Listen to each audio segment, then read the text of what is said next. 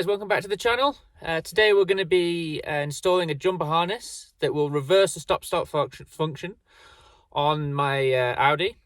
So if you've had a modern car or you drive a modern car, normally you press the ignition on, the car starts, and its default function for the stop-start is to be off. So when you press the brake too hard at a stoplight, the engine cuts off, and then when you start off again, it'll start the ignition.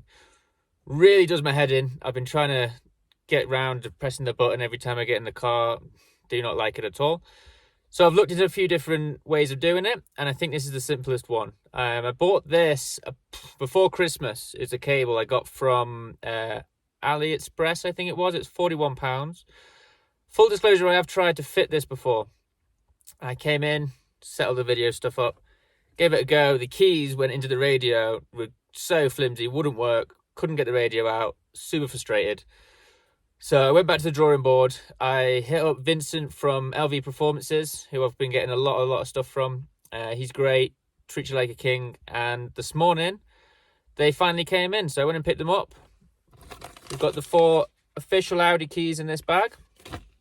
And then in this box, we have the jumper harness. So we're going to give that a go.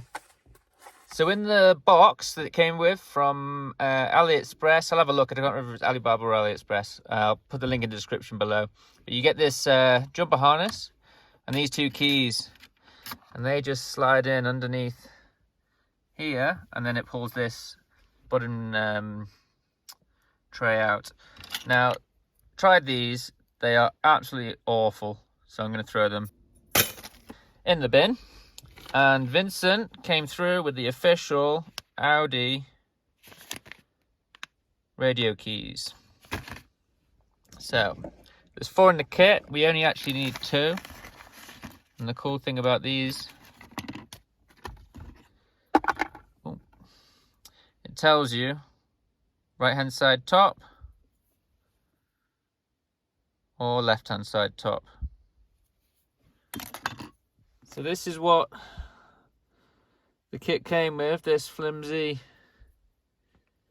see how much it bends, super thin key. Did not work. And then this is the Audi. Okay, so it's got a little bit of rubber. They do bend a little bit, but it says which side, top right, and the other side, top left. And it came with 4 keys. I think they're about €15. So all in all, I reckon about £50 to do this little mod. So hopefully it works. And each side, 1 in here and 1 in here.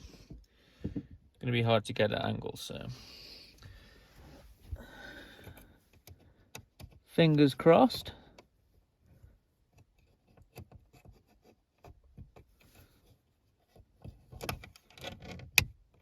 Perfect, straight away, that one clicked in. I was doing this for about 10 minutes, probably longer actually, with the other keys.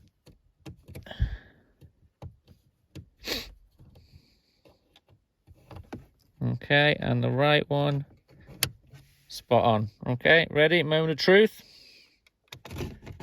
Perfect. All right, so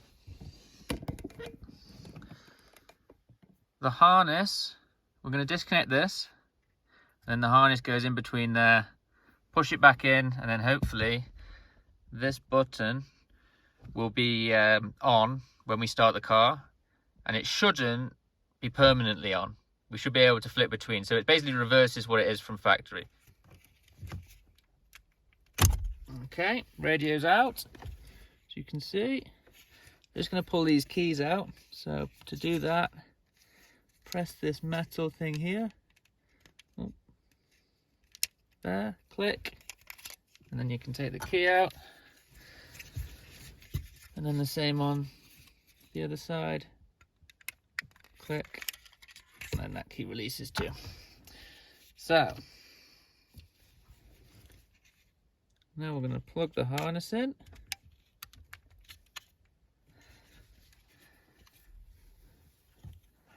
And then into the red. Click. And then we're just going to feed it back through.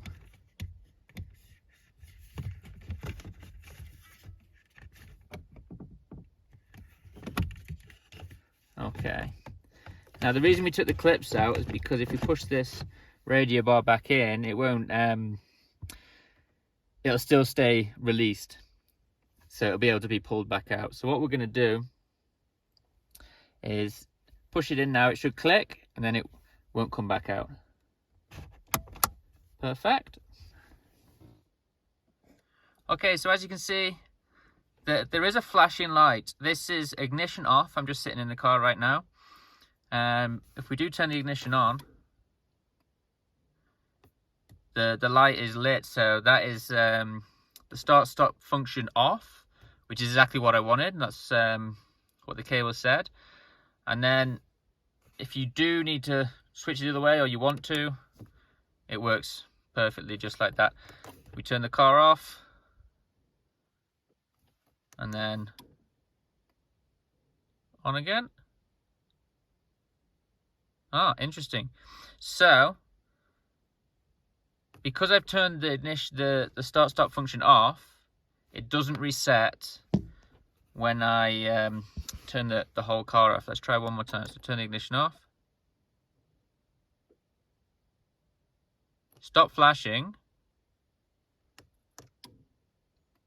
On. Nada. Okay, so let's click that. Ignition is currently off. It's flashing again. Now it'll be interesting to see if that stops flashing when we lock the car. But let's start the car. As you can see, it does what it says in the tin. The button is switched off. Perfect. And then I'm just going to turn it off like that. So if you do turn it off, you're going to have to reactivate it. It doesn't reset. Bit annoying, but like the keys, at least it does kind of what it says. The keys were the rubbish. If you are going to get this cable, get the official Audi keys. Maybe I will look into a different cable in the future, but if it does its job, I'm not too bothered about it flashing. So the cable's been fitted. Pretty happy how it's turned out. A bit unsure about why it's flashing, and if you do manually turn off the button and then you try and start the car again, or turn the car off and then start it again, it will be back to normal. It doesn't know how to like re-flick it back. So that's a bit frustrating. But if you are like me, you're not going to be pressing that button ever again. Hopefully it works like it should. I'll give you some updates, tell you how it does go, if it works fine or not, or hopefully it doesn't drain the battery because it's flashing. If you do buy the cable, links in the description, be aware of that. The radio keys are garbage. Use the official Audi ones. If you've got some, great. If not, I'll put Vincent's website in the description, LV Performances. He's awesome. Hit him up with an email. He'll get anything you need for Audi or Volkswagen, things like that, as well as some aftermarket parts as well.